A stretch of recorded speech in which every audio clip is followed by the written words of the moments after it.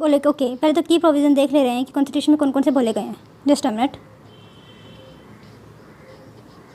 Yes, पहले तो 48B में 48B किस चीज़ का पार्ट पहले बताना है। DPSP में आता है 47 कॉन्स्टिट्यूशन अमेंडमेंट करके इंदिरा गांधी जी के द्वारा ऐड किया गया था। क्यों किया गया था? कॉन्स्टिट्यूशन में डायरेक्ट करता है स्टेट को कि वो इंप्रूव करे इन्वायरमेंट एंड सेफ गार्ड करना वाइल्ड लाइफ एंड फॉरेस्ट को। 51A-B जो हमारी फंडामेंटल ड्यूटी है वो ये बोलती है, इम्पार करती है सिटीजन को कि वो इम्प्रूव करे नेचुरल इन्वायरमेंट, इंक्लूड करे जो उसमें होता है forest, lake and river and wild life, to have compassion for a live living creature. ठीक है, आपके पास कंपैशन होना चाहिए लिविंग ऑर्गेनिज्म से रिलेटेड।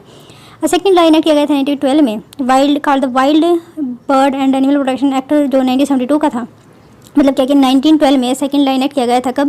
ब्रिटिशर के टाइम। तो कब किया गया था? 1912 में। दिस वाज अमेंडमेंट 1935 में अमेंडमेंट किया गया था जिसमें वाइल्ड बर्ड एनिमल को जो है प्रोटेक्ट करने की बात की गई थी। During the British Raj wildlife protection act was not according to priority, लेकिन ये प्रायोरिटी नहीं थी ब्रिटिशर की। तो 1887 में भी कुछ लेकर आया गया था। ब्रिटिश द फर्स्ट लॉ 1887 में आया था वाइल्ड बर्ड प्रोटेक्शन एक्ट के साथ। और फिलहाल हमारे यहाँ पे 63 अप्रोक्स जो है बर्ड सेंचुरी है, ये भी याद रखना। Sorry.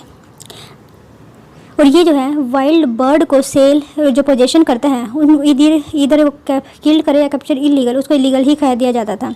Is a treasure ट्रोवर of a well varied. छोड़िए इसको, तो हम सेलाइन फीचर पे चलते हैं। दैट प्रोवाइड करता है हमें प्रोटेक्शन की चीज़ की। Listed species of animal birds and जो लिस्ट होंगे सिर्फ उसी एनिमल की, बर्ड्स की, प्लांट्स की। तो याद रखना बर्ड्स भी इसमें इंक्लूडेड है। And also for the establishment of the network of ecological important protected area in the country. Act provide करता है formation of wild life advisory board होना चाहिए, वाइल्ड लाइफ वार्डन होना चाहिए, specific there powers and duties also. ये help करता है India को कि वो पार्टी की बने साइट्स का, जो साइट्स का मतलब क्या होता है? Conservation of international trade in endangered species end of wild and flora and fauna की बात की जा रही है। ये जो है वाशिंगटन कन्वेंशन के नाम से भी जाना जाता है। That was adopted as a result of a meeting of IUCN also. Then बात करते हैं for the first time comprehensive list endanger species की प्रोवाइड की गई थी। जो प्रोहिबिट करते हैं हंटिंग और इंडेंजर स्पीसीज का। शेड्यूल एनिमल जो है प्रोहिबिट है from being traded as per the act provision. जो एक्ट है लाइसेंस देने का काम करता है, जो भी बेचना वगैरह चाहता है तो उसको लाइसेंस लेना पड़ेगा सेल करने के लिए, ट्रांसफर करने के लिए, पोजेशन के लिए। It provide for the establishment of wild life sanctuary wildlife act also. ये provision paid the way of the, और यहाँ से ही सेंट्रल अथॉरिटी बनी थी हमारी, एक सेंट्रल बॉडी रिस्पॉन्सिबल है जू करने के लिए, ये एस्टेब्लिश की गई 1992 में। ये क्रिएट किया गया था, 6 शेड्यूल है इसमें। तो अब बात करते हैं शेड्यूल फर्स्ट और शेड्यूल सेकंड। एब्सोल्यूट प्रोटेक्शन दिया जाता है। Offences under this schedule attract the maximum penalty यहाँ पे होती है। National board for wild life बनाया गया था, कॉन्स्टिट्यूटेड अंडर स्टेट्यूटरी ऑर्गेनाइजेशन है ये, इसी के अंडर बनाया गया under the provision of this act. This is advisory board है, एडवाइज करता है सेंट्रल गवर्नमेंट को in the issue of the wild life conservation in India.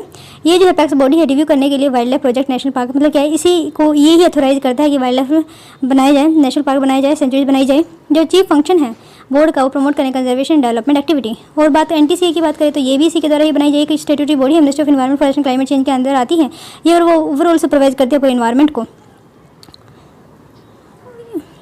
ये मैंडेट है स्ट्रेंथन करने के लिए टाइगर कंजर्वेशन इन इंडिया। ये स्टेट्यूटरी अथॉरिटी देती है प्रोजेक्ट टाइगर के under 1973 and put paid endanger sites के लिए ये बनाया गया। देन बात आ रही protected area under the wildlife, तो सेंचुरीज हो गया, ठीक है। एंड देन ये नेशनल पार्क हो गया, I am not going into the detail. Community reserve also the part there. Then बात आता है टाइगर रिजर्व, एक कंजर्वेशन रिजर्व है। ये जो है कंजर्वेशन इज गवर्नमेंट का ही होता है, कम्युनिटी की खुद की प्राइवेट लैंड भी हो सकती है, याद रखना। Schedule first and schedule second की बात कर रहे हैं। सेकंड पहले हम 5th पे चलते हैं लास्ट में, जो थोड़ा कंट्रोवर्शियल। 6th शेड्यूल की बात करते हैं, इसमें plant that are forbidden from cultivation. यहाँ पे भी 4-5 ही प्लांट है, जैसे पीचर हो गया, pitcher plant, blue Wanda, red Wanda, कुछ एक्सेट्रा जो है इसमें इंक्लूड होते हैं। इनको प्रोहिबिट होता है, फॉरबिडन होता है, कल्टीवेशन नहीं कर सकते हैं, जैसे पॉपी वगैरह भी हो सकते हैं। शेड्यूल 5 की बात की, ये जो है उन एनिमल को इंक्लूड करता है जो हंट किए जा सकते हैं। सॉरी मैंने आपको 3 बोला था ना, नहीं इसमें बहुत सारे हैं वैसे तो, लेकिन एग्जांपल है जैसे माइस हो गया, रैट हो गया, कॉमन क्रो हो गया। तो माइस एक रैट, माइस रैट एक ही होता है वैसे तो, फ्रूट बैट्स भी याद रखना, और बहुत सारे ऐसा नहीं है। This list of schedule that are not endanger नहीं होते हैं 3rd and 4th में। ये जो इंक्लूड करते हैं protected species but the penalty of any violation is compare to the less होता है इसमें। और एग्जाम्पल की बात हाइना हो गया, हिमालय रैट हो गया, प्रीक्यूपेन फ्लाइंग फॉक्स हो गया, मलाबार टोड वगैरह हो गया। देन बात आती है शेड्यूल सेकंड की, इसमें जो है animal under this list are also according with high protection दी जाती है। ट्रेड जो है प्रोहिबिट होता है, can not hunted except under, जब तक ह्यूमन लाइफ थ्रेट में नहीं आ जाए तब तक हम इनको नहीं मार सकते हैं। एग्जांपल की बात करें, कोहिनूर इंसेक्ट हो गया, असमीज मैकाओ हो गया, बंगाल हनुमान हो गया, लंगूर हो गया, लार्ज इंडियन काइवट हो गया, एंड देन इंडियन फॉक्स हो गया, large Kashmir flying squirrel, Kashmir fox etcetera. देन बात आती है शेड्यूल फर्स्ट की, इंडेंजर स्पीसीज आती है ये इंक्लूड करते हैं species need rigorous protection and therefore harsh penalty इसमें होती है वायलेशन फॉर द एक्ट का हम करते हैं। स्पीसीज की बात करते हैं, this schedule are prohibited to be hunted throughout India except under threat to human life. Absolute protection code की जाती है species in the list. State जो है एनिमल प्रोहिबिट होता है। एग्जाम्पल की बात करें, tiger, buck, black buck, Himalayan brown bear, brown antlered deer, blue whale, common dolphin, cheetah, clouded leopard, hornbill, Indian gazelle etcetera. तो आई थिंक आपको difference पता चल गया होगा। तो फर्स्ट एंड सेकंड यहाँ पे सही है। तो अगर आप यहाँ पे जाना चाहते हैं तो आई थिंक मुझे नहीं लगता ये specified schedule 6 are from the cultivation plant के रिलेटेड है। सीड शेड्यूल फिफ्थ की बात करें तो यहाँ पे हंट किया जा सकता है, वर्मिंग जिनको खासते हैं। थर्ड की बात करें एंड फोर्थ की बात करते हैं पेनल्टी यहाँ पे लोअर होती है। फर्स्ट एंड सेकंड की बात करते हैं एब्सोल्यूट प्रोटेक्शन दी जाती है। नेक्स्ट क्वेश्चन पे चलते हैं। विच of the following regarding ice sheet के रिगार्डिंग कौन सी स्टेटमेंट सही है? आइस शीट जो है कहाँ पे होती है? इन एरियाज जहाँ पे snow that falls in winter does not melt entirely over the summer. Okay, हम आइस शीट उनको कहते हैं जैसे बर्फ़ गिरती है सर्दियों के अंदर लेकिन वो कम्प्लीटली मेल्ट नहीं हो पाती है समर में, तो हम उसको आइस शीट बोलते हैं क्योंकि वो आइस कवर हो जाता है, मतलब कि सरप्लस हो जाता है आइस का, तो वो एक्स्ट्रा बनी रहती है, तो उसको हम आइस शीट बोलते हैं। सेकंड में बोला गया है today there are only 2 ice sheet रही है अर्थ के ऊपर, ग्रीनलैंड में और अंटार्कटिका आइस शीट। तो सेकंड में ये बोला गया आइस शीट जो है इन्फ्लुएंस करती है वेदर को एंड क्लाइमेट को। तो पता ना कौन सा सही है। सही की बात करें तो यस, ये थर्ड बिल्कुल सही है एंड फर्स्ट भी सही है, लेकिन बात करें ग्रीनलैंड के अंटार्कटिका आई थिंक ये भी सही होना चाहिए। तो यस, तीनों की तीनों स्टेटमेंट सही है। आइस शीट जो है एक मास होता है ग्लेशियर लैंड का, एक्सटेंड है मोर देन 50,000 स्क्वायर किलोमीटर। जो 2 आइस शीट हमारी अर्थ पे टुडे प्रेजेंट है, ग्रीनलैंड है, अंटार्कटिका है। In the last ice age ice sheet also covered much of North American Scandinavian country में भी पाई जाती है, लेकिन वहाँ पे इतना पॉल्यूशन हो चुका है कि वो अब ज़्यादा नहीं बची है। आइस शीट कंटेन करते हैं numerous quantity of frozen water also together. Frozen water का मतलब ये होता है कि देखो ऊपर ऊपर से तो बर्फ जम जाएगी, ठीक है, लेकिन नीचे पानी रहेगा, फ्रोजन वाटर 0 डिग्री सेल्सियस पे वाटर रहेगा वो। Today ice sheet contain enormous quantity of frozen water together the Greenland Antarctica ice sheet की बात करें 99% ऑफ फ्रेश वाटर आइस का यही होल्ड करके रखते हैं। Ice sheet from in areas where snow that falls in winter does not melt entire they come over 1000 of year the layer जो है स्नो पाइल का थिक मास में convert हो जाते हैं, ग्रोइंग थिकनेस एंड डेंसर हो जाते हैं, और फिर स्नो न्यू स्नो बनना स्टार्ट हो जाता है। आइस लेयर यहाँ पे कंप्रेस हो जाती है ओल्डर लेयर में। Ice sheet are constantly motion में रहती है, slowly flowing downhill under their own weight, और अपने ही वेट के अंदर ये जो है क्या करती रहती है, घूमती रहती है। The Greenland and Antarctica sheet जो है also influence weather and climate also. Then एक बात याद रखना, जो हमारी डेंसर जो स्नो होती है या फिर शीट होती है, और एक होती है जो अभी अभी बनी हुई थी, मतलब क्या कहते हैं उसको, डेंसर स्नो कह सकते हैं या फिर लाइटर स्नो कह सकते हैं या फिर फ्रेश स्नो भी कह सकते हैं।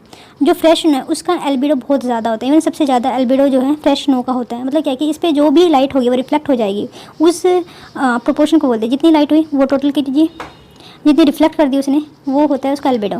जितनी ज़्यादा रिफ्लेक्शन हो गया उसका हाई एल्बिडो। सबसे हाई एल्बिडो की बात करें तो जो फ्रेश स्नो होती है उसका होता है। डेंस की बात करें कि कलरिंग रिफ्लेक्शन की वजह से कुछ ना कुछ टेम्परेचर चेंज होता ही है। देन बात आती है mass ice in the Greenland ice sheet has begun to decline now. ये न्यूज़ है, इस वजह से शायद ये न्यूज़ में था। Anyway let's discuss the third question of today. Decline in forest cover can lead to nutrient depletion like phosphorus and nitrogen in the soil. Okay, जिस तरीके से हमारा फॉरेस्ट कवर जो है न्यूट्रिएंट डिप्लीशन हो रहा है, इनका क्यों हो रहा है? फॉस्फोरस एंड नाइट्रोजन की वजह से। क्या ये स्टेटमेंट सही है? सेकंड की बात करें तो increase in salinity in the soil can lead to change in the plant species distribution in the region. अगर बात करें तो अगर सैलिनिटी इंक्रीज हो जाती है सॉइल की, इसकी वजह से क्या होता है, plant species distribution in the region change होने लग जाता है। तब होता है कौन सा यहाँ पे इनकरेक्ट है, याद रखना इनकरेक्ट पूछा गया है।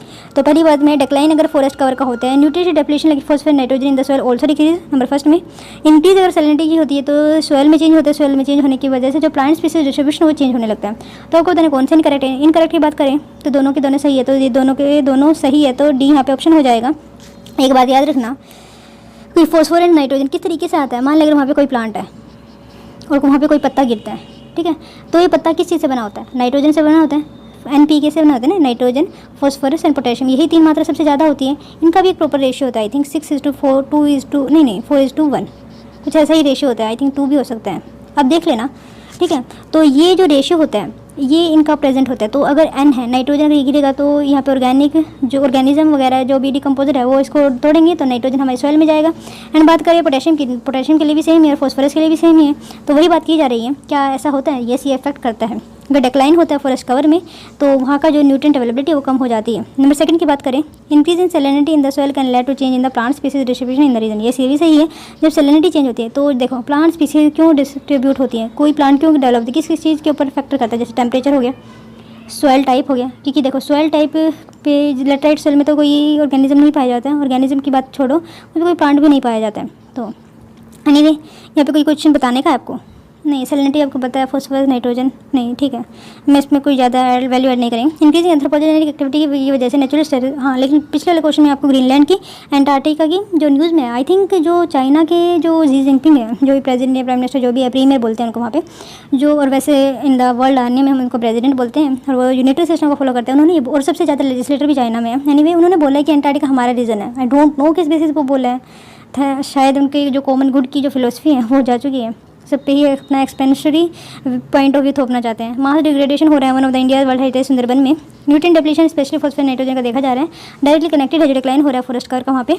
द चेंज है स्पीसीज का डिस्ट्रीब्यूशन का, सॉल्ट सेंसिटिव वन से सच एज हर्फिटिया फॉर्मेस, यहाँ पे ये जो प्लांट स्पीसीज है salt sensitive one such as Heritiera fomes, Xylocarpus and Phoenix lucida were not able to cope up with the increase जो सैलिनिटी हो रही है एंड डिक्लाइन हो रहा है वाइल। ओके, मतलब क्या सैलिनिटी का मतलब समझते हैं, उसमें जो बेसिक है, बेस लेवल जो बहुत ज़्यादा हो गया, जो हमारा खून है ना उसका 7.4 बेस है, और जो हमारा पानी वो न्यूट्रल है उसको 7 माना जाता है। अगर 7 से ज़्यादा बढ़ा तो ये हो जाएगा आपका व्हाट इज़ इट, बेसिक बनता रहेगा, एंड इससे अबव हुआ तो ये बनता रहेगा आपका एसिडिक। इसमें बताइए क्या प्रॉब्लम होती है, ये जो होता है इसमें आपके बहुत ज़्यादा हैवी मेटल होते हैं, जैसे बेरियम वगैरह हो गया, तो वो बेसिक की कैटेगरी में आता है। एसिडिक की बात करें तो हाइड्रोजन आयन वो बहुत ज़्यादा होते हैं, और हाइड्रोक्सल की बात करें OH नेगेटिव को ये क्लींसर माना जाता है, इसको राजा माना जाता है क्लींसर का। एनीवे जो मुझे आपको कुछ बताना था, ये तो स्पीसीज़ है, not so important for the point of view of your exam, but one thing I wanted to discuss, पता नहीं मैं क्या डिस्कस करना चाह रही थी। अच्छा, सुंदरबन से रिलेटेड जो है एक न्यूज़ थी 2019 में, इसको जो है रामसर साइट का दर्जा दे दिया है, ये याद रखना, और 1992 में दिया गया था बांग्लादेश के अंदर जो सुंदरबन लोकेटेड है, ठीक है।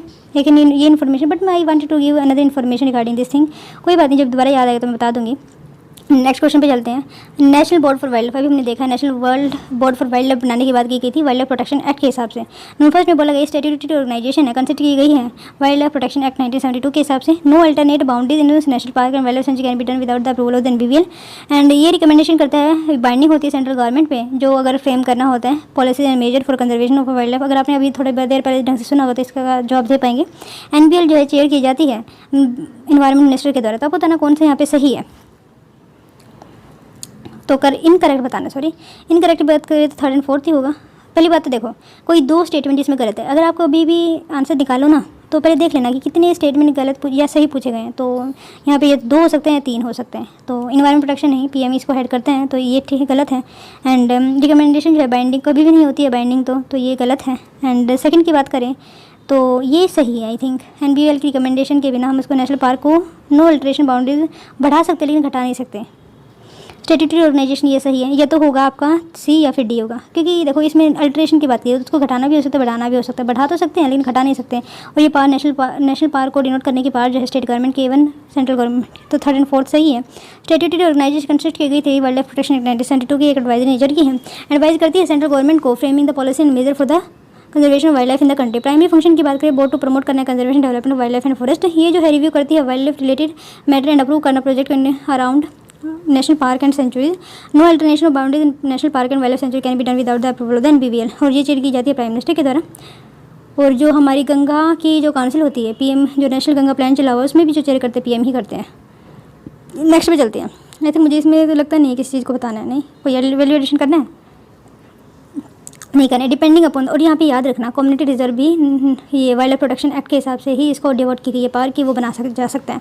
Depending upon the amount of net primary productivity the various ecosystem can be arrange in decreasing sequence of yield which of the following order. Okay, यहाँ पे जो पता है प्रोडक्टिविटी की बात की जा रही है। मान लिया जाए यहाँ पे एक प्लांट है, एक ट्री मान लो, ठीक है, और यहाँ पे बहुत ज़्यादा डाइवर्स चीज़ है, और यहाँ पे पूरा एक बहुत बड़ा लैंड है, यहाँ पे सिर्फ एक प्लांट है या फिर ग्रासेस है, तो यहाँ पे प्रोडक्टिविटी बहुत कम होगी। क्यों? क्योंकि यहाँ पे बहुत ज़्यादा एरिया में बहुत कम कार्बन सिंक की भी बात की जाए, डाइवर्सिटी बहुत ज़्यादा कम है, तो वही बात है यहाँ पे प्रोडक्टिविटी अगर थोड़ा सा एरिया भी है तो उसके हिसाब से बात की जा रही है। डिपेंड नेट प्राइमरी प्रोडक्टिविटी की बात की जा रही है। रेंज का नेट डिक्रीज, मतलब सबसे पहले क्या ट्रॉपिकल सीजनल फॉरेस्ट होते हैं, देन आपका ट्रॉपिकल रेन फॉरेस्ट, याद रखना ट्रॉपिकल रेन फॉरेस्ट हमेशा सबसे आगे होंगे, temperate grass land, would land and shrub land, तो ये तो वैसे भी गलत हो जाएगा। देन है सीजनल फॉरेस्ट की tropical rain forest, woodland and shrubland, temperate grass. और देखते हैं tropical rain forest and temperate grassland and woodland and shrub, tropical rain forest, tropical rain forest, seasonal and woodland and shrub and then temperate grassland. तो यहाँ पे कौन सा सही है? सही की बात करें तो D ही है। क्यों सही है? तो ये थोड़ा जान ले रहे हैं। देखो जितना हम दूर जाते रहेंगे इक्वेटर से जितना दूर जाएंगे उतनी ज़्यादा जो प्रोडक्टिविटी वो कम होती रहेगी। तो जो ट्रॉपिकल रेन फॉरेस्ट है वो इक्वेटर के पास ही पाए जाते हैं, 0 से लेकर 10 डिग्री पे। इवन जो हमारा अंडमान निकोबार का जो एरिया है वहाँ पे सारे टाइप के फॉरेस्ट पाए जाते हैं। तो क्योंकि देखो अंडमान का एरिया ये मान लो, निकोबार का एरिया ये मान लो, तो ये जो इसके आसपास वाला जो एरिया होगा समुद्र के, क्योंकि यहाँ पे साइक्लोन वगैरह भी आता रहता है, तो यहाँ पे एवरग्रीन फॉरेस्ट पाए जाएंगे। लेकिन जो अंदर है वो लीवे साइड प्रस्तुत करता है, जैसे बैरन आइलैंड भी है वहाँ पे, तो वहाँ पे जो है कम रेनफॉल होगी, तो वहाँ पे या तो ग्रासलैंड ही होगी। निकोबार में वैसे ज़्यादा ग्रासलैंड पाई जाती है। एनीवे ट्रॉपिकल रेन फॉरेस्ट है, सीजनल फॉरेस्ट है, वुडलैंड एंड श्रबलैंड है, क्योंकि यहाँ पे भी प्रोडक्टिविटी ज़्यादा होती है। देन टेम्परेट ग्रासलैंड है। राइट, नेक्स्ट क्वेश्चन पे चलते हैं। This order can be right by the elimination tropical rain forest overall more rainfall than the season. और ये जो है टेम्परेचर और रेनफॉल के हिसाब से प्रोडक्टिविटी को देखा जाता है। और जो फॉरेस्ट है वो certainly more productive in grassland, so eliminated correct will be D. Then बात आती है bird flowing army ant, birds following army ant. Okay, bird जो है आर्मी आंट को जो है फॉलो करती है। एक एग्जाम्पल है जो द टाइप ऑफ सिम्बेटिक रिलेशनशिप का ये पार्ट है। देखो अगर यहाँ से जो बर्ड है आर्मी आंट किसको खाएगी? बर्ड किसको खाते हैं? किसी को खाएंगे बता सकते हैं? जहाँ पे ये शहद लेने जाएंगी या फिर जहाँ पे भी ये जो है अपना खोदेगी, नहीं शायद ये इसी को ना खा लें। तो ये कंपटीशन का एग्जांपल है? नहीं, कंपटीशन दोनों नेगेटिव होते हैं, नॉट एट ऑल। कॉम्युनलिज्म एक में पॉजिटिव है, दूसरे में नेगेटिव। पैरासाइटिज्म नो, पैरासाइटिज्म नहीं। म्यूचुअलिज्म का हो सकता है, कम्युनलिज्म का होगा। ठीक है, कॉम्युनलिज्म का मतलब ये है कि शायद एक को फ़र्क नहीं पड़ता है और एक को पॉजिटिव इन्वायरमेंट मिलता है। तो म्यूचुअलिज्म में दोनों का बेनिफिट होता है। तो बताना है आपको कौन सा सही है। तो सी यहाँ पे सही है, कॉम्युनलिज्म है। कॉम्युनलिज्म एक टाइप ऑफ सिम्बायोटिक रिलेशनशिप है। वन ऑर्गेनिज्म बेनिफिट करता है from harming the without harming the other, मतलब जीरो और पॉजिटिव इसका रिलेशन होता है।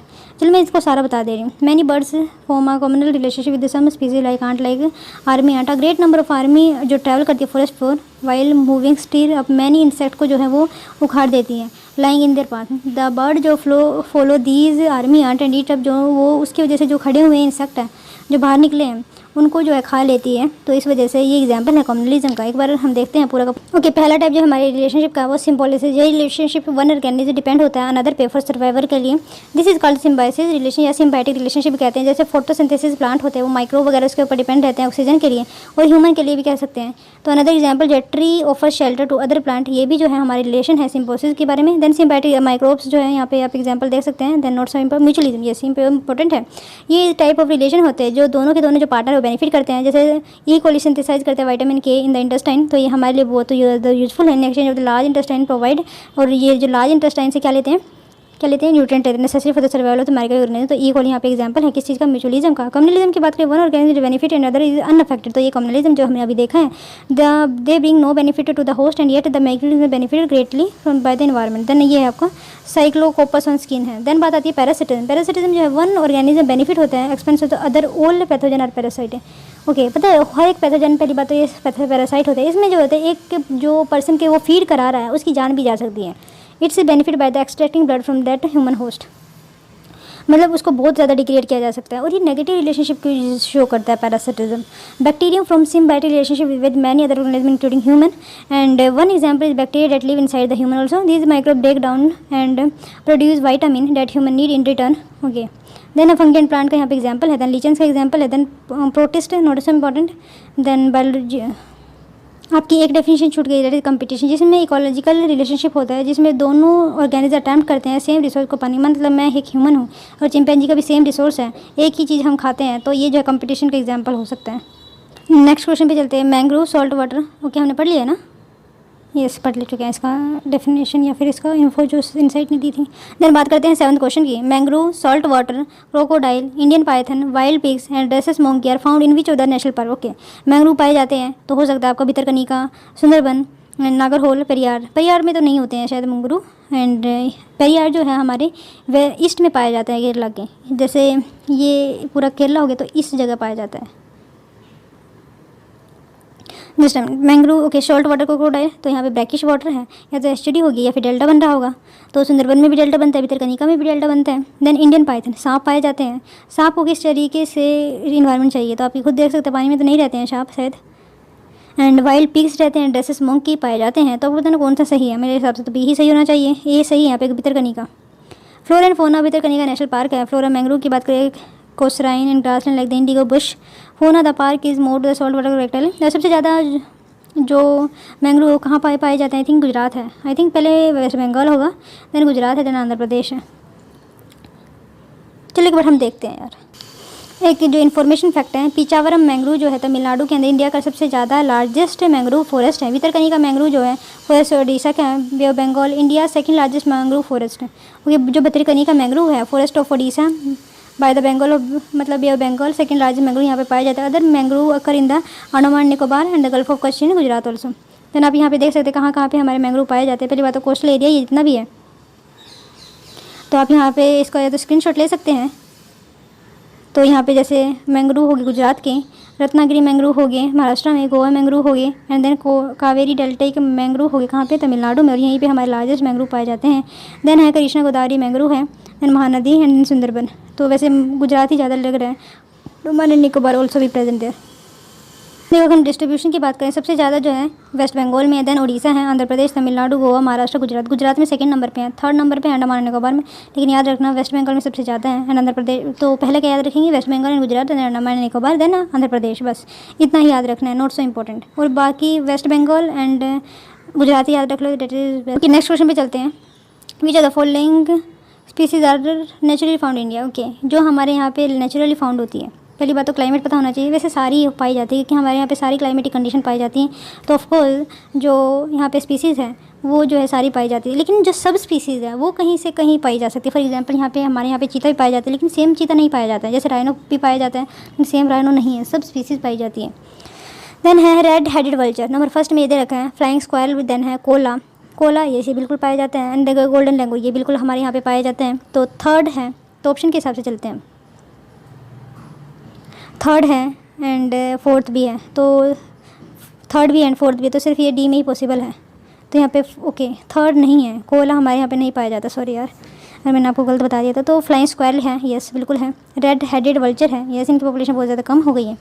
तो first second and fourth, Cola हमारे यहाँ पे नहीं पाया जाता है। दिखता कैसे कोले दिखाएं। हेडेड वल्चर कहाँ पे पाया जाता है, एशियन किंग वल्चर भी कहा जाता है इसको। Indian vulture, black vulture Pondicherry में पाया जाता है। वो मतलब ये अलग अलग स्पीसीज। जो फ्लाइंग स्क्वायरल है मोर देन 50 स्पीसीज हमारे यहाँ पे पाई जाती हैं। 10 स्पीसीज नॉर्थ अमेरिका में, यूरेशिया में and temperate and tropical forest में पाई जाती हैं। गोल्डन लगूर की बात करें तो known as the golden langur also old world monkey भी कहा जाती है, भूटान के माउंटेन में पाया जाता है। कोला की बात करें तो मार्सोपियल नेटिव है ये ऑस्ट्रेलिया का। देखो ये दिखता कैसा है, इस तरीके का दिखता है कोयला। कोयला इन्हें कैरोटिली कोयला बियर इसको कहा जाता है। कार्बोरियल हर्बीवोर है, मतलब क्या है कि ये जो है ट्री वगैरह पे रहता है। आर्बोरियल हर्बीवोर है, नेटिव है ऑस्ट्रेलिया से। It is the only extent representative of the family जो फासाक्लोरिसिटिडिया है, उसी का एक मेंबर बचा हुआ। एक क्लोजेस्ट लिविंग रिलेटिव है वोम्बैट का, which are member of the family वोम्बैटिडिया।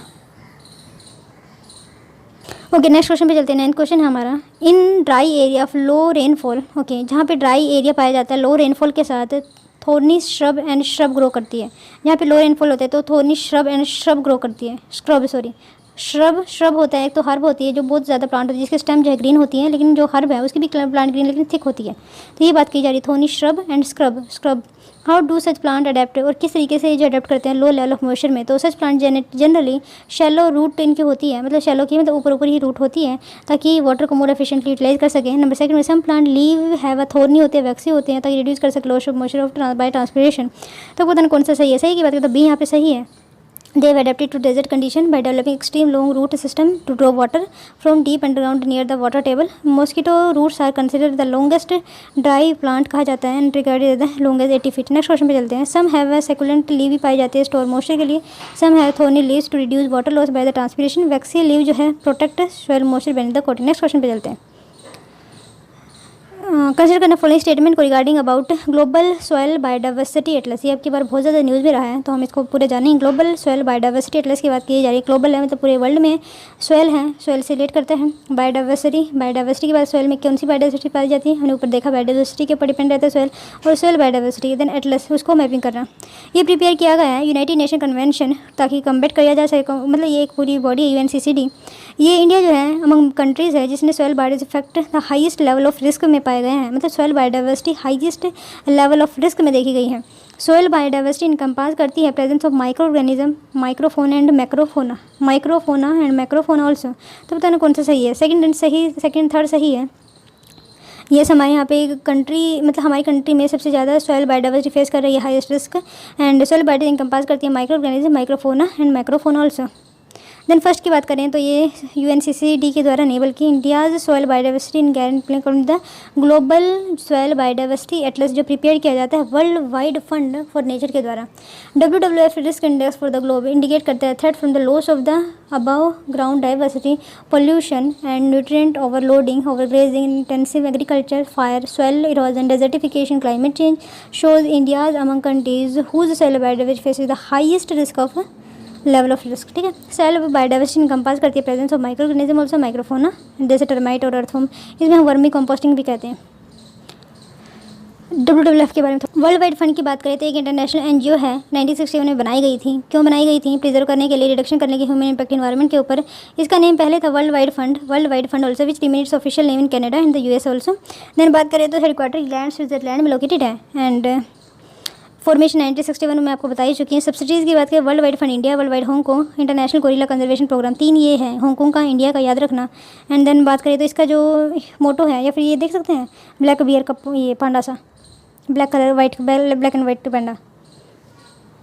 चलो हम एक काम करते हैं 3 या 2 क्वेश्चन अभी कर ले रहे हैं और बाकी फिर 12 क्वेश्चन बचेंगे। एक वीडियो और बनेगी इन्वायरमेंट से रिलेटेड, इन्वायरमेंट सेक्शन से रिलेटेड। ठीक है, कंसिडर करना फॉलोइंग स्टेटमेंट को रिगार्डिंग बायोगैस क्या होती है? बायोगैस प्लांट आपने सुना होगा जिसमें हम जो कूड़ा करकट होता है घर का और जो गोबर होता है उसमें डालते हैं तो जिसमें मीथेन निकलती है। क्यों निकलती है? क्योंकि वहाँ पे डिकम्पोजिशन होता है। कैसा डिकम्पोजिशन होता है? एनएरोबिक, जहाँ पे ऑक्सीजन नहीं पहुँचती है, इसको कवर करके रखा जाता है। इवन जहाँ पे ये लगाया जाता है बहुत ज़्यादा बुरी इसको मतलब क्या कहते हैं स्मेल आती है एंड इसको हर एक घर के साथ कनेक्ट कर दिया जाता है एंड और यहाँ पर कूड़ा डालना होता है बस, और पानी भी डालना होता है। करेक्ट बताना है। ये कॉम्बिनेशन है मीथेन का एंड CO2 का। नंबर 2 में ये फॉर्म किया जाता है एनारोबिक डाइजेशन जब ऑर्गेनिक मटेरियल की होती है। Unit burn without a smoke and has a high heating capacity होती है। तो पता नहीं कौन सा सही बात करें तो मैंने आपको बताई दिया तीनों की तीनों सही है। और इससे रिलेटेड एक गोवर्धन एक वो चली हुई है स्कीम जिसमें हमें ऑगमेंट करना है किस चीज़ को? गोबर गैस को। Biogas generate during the anaerobic क्या निकलते हैं? CH4 and CO2, a small amount of water vapor and other gases also be found there. Carbon dioxide and other can be removed leaving only the methane. Methane primary source है natural gas का। पहले तो गोबर gas के बारे में, गोवर्धन की जो स्कीम है उसके बारे में देख ले रहे हैं। ये न्यूज़ की अगर हम बात करते हैं तो ये देख सकते हैं फरवरी 24, 2018 की है, 2018 की। Galvanising organic bio agro resource धन, ये जो है इसकी एक्रोनियम है, has been announce during budget में ये अनाउंस की गई थी। कैटल डंग का किचन वेस्ट का एग्रीकल्चर वेस्ट यहाँ पे डाला जा सकता है। ऑब्जेक्टिव इनिशिएट करना विलेज की वो क्लीन जनरेट हेल्थी एनर्जी को लेकर आए। CNG में मतलब क्या है? Govardhan initiative expect to create opportunity ताकि टोटल जो डंग है and other organic waste to compost biogas and even large scale biogas CNG बनाई जा सके। Program expect to be launch in April में ये लॉन्च किया जाना था। बट द पर्पज़ क्या है? इसमें cattle population is at 300 million putting the production the 3 million ton per day जो ये गोबर बनता है, तो जिससे फुल इकोनॉमिक पोटेंशियल यहाँ पे सच वेस्ट का। Major threat is now underway कि हम यहाँ पे जो मेजर थ्रस्ट है अभी देना बाकी है, मतलब इसमें बहुत ज़्यादा पोटेंशियल है। अकॉर्डिंग टू 2014 ILO स्टडी के हिसाब से जो प्रोडक्टिव यूज़ अगर हम डंग का करें तो अराउंड सपोर्ट कर सकता है 1.5 मिलियन जॉब नेशनली एंड ये सिग्निफिकेंट पोटेंशियल है इसका कि फार्मर को जनरेट करे इनकम भी। And value 1 kg of cow dung multiply over 10 time depending on whether the end product is fresh dung और इनपुट, मतलब क्या कि 10 टाइम इसकी जो वैल्यू बढ़ाई जा सकती है 1 kg काउ के डंग की। What are the use successful insight in this? Successful है कहाँ पे सकते? One of the challenge operating biogas का है even related higher value chain operation like bio CNG is the aggregation of the waste cattle waste and maintaining a regular supply to the plant operator. Much can be learned from the rural communities who have aggregate cattle dung to operate a biogas plant. ये जो है typically supply करते हैं किसका? Cooking gas at a cost lower than the conventional LPG gas cylinder. Cooperative society Punjab से भी बन रही है, इवन वुमेन भी यहाँ से सामने आई हैं। Likewise the Gram Vikas trust start the Gobar bank initiative Gujarat में, सूरत में, where member bring fresh cow dung to the community biogas plant. जो प्लांट है और वेट है and accounted for in their passbook in return the biogas plant which is use for vermicomposting and organic farming also. Different business model जो है यहाँ पे develop हो रहा है एनर्जी से related. How this can be enhanced?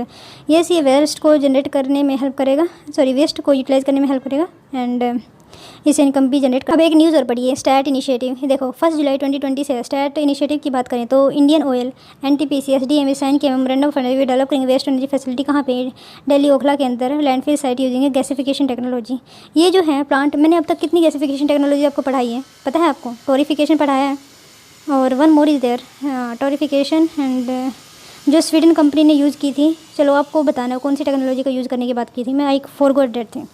Combustible component of municipal waste to generate syngas which shall in return to be used generate electricity. State में compressor biogas production किया जाएगा. सस्टेनेबल अल्टरनेटिव होगा ये हमारे ट्रांसपोर्टेशन की development effort है. That could benefit both vehicle user as well as farmer and entrepreneur.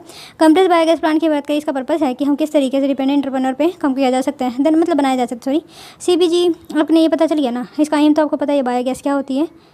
Pure methane content इसमें 95% है, याद रखना. एनारोबिक डिकम्पोजिशन होते हैं. कॉम्प्रेस के बायोगैस ये देख सकते हैं, पहले वेस्ट है, waste collection to plant, then waste, फिर इलेक्ट्रिसिटी गैस एंड फ्यूल भी बनाया जा सकती है. वे had,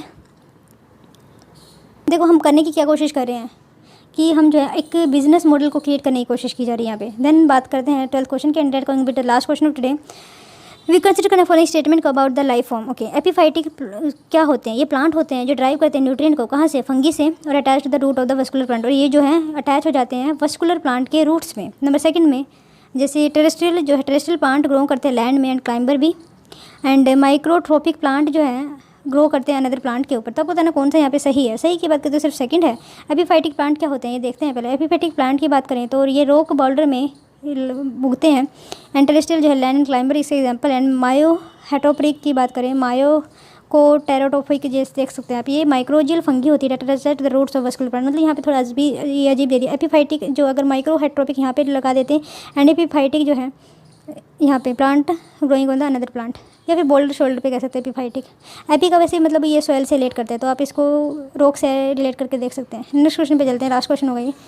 in terms of self sustenance and endurance which among the following is the more stable in ecosystem. तो कौन से इनमें से ऐसा कौन है सस्टेनेंस करने में खुद से ही वो रह सकता है? जैसे माउंटेन हो गया, डेजर्ट हो गया, फॉरेस्ट हो गया, एंड ओशन हो गया. तो ओशन खुद से भी सेल्फ स्टेबल सिस्टम माना जाता है.